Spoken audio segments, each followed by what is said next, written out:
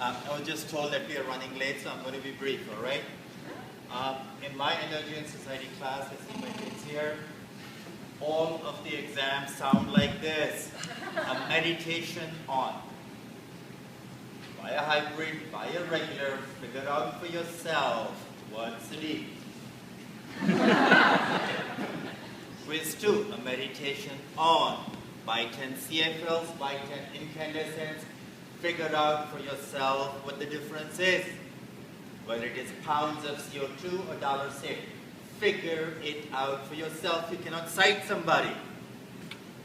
This is a complex issue in 3.5 minutes. I'm going to give you a summary. First, it is enough to be opposed to the Keystone Pipeline because it is nuts.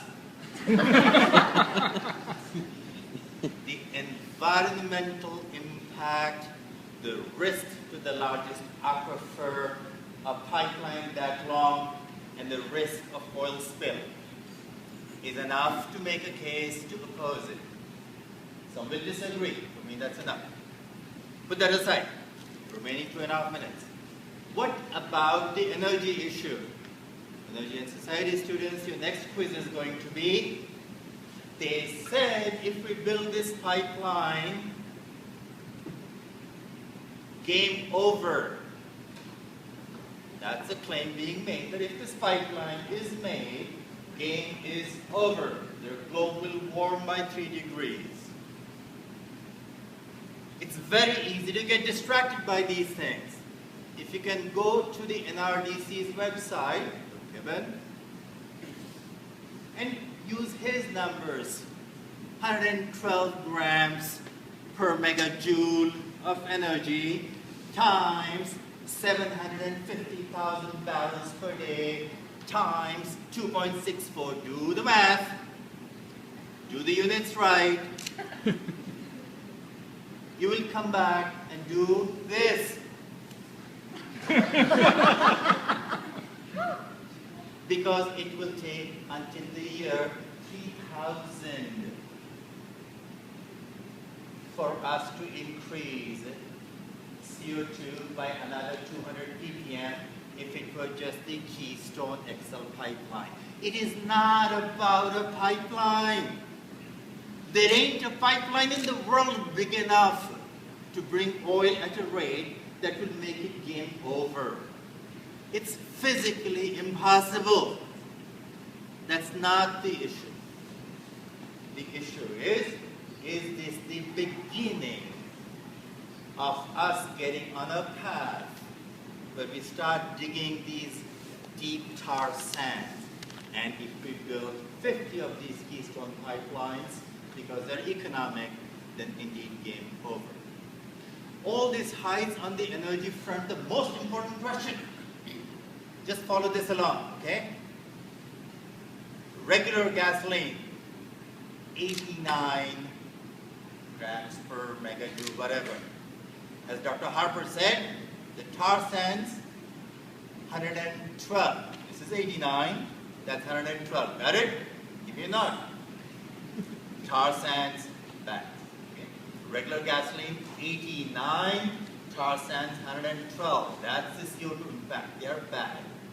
They're 11 to 20% worse than gasoline. Compare this, not to each other. It's a silly comparison. Compare that to if instead of these 7 million barrels of tar sands, if you produce the same energy by wind, you will go from 112 to this. When I started teaching this class in 2005, I kept saying wind is the answer. Indeed, Texas more than tripled its wind energy between 2005 and 2011. Come the cheap natural gas by fracking, wind energy even in Texas is struggling. The solution to the energy problem is to make carbon expensive, unaffordable. The culprit is the carbon. This is bad carbon. Oil from another Gulf is also bad. real issue is nation should have moved 10 years ago, 4 years ago, or now. Make carbon expensive and unaffordable. Blocking the keystone is fine by me.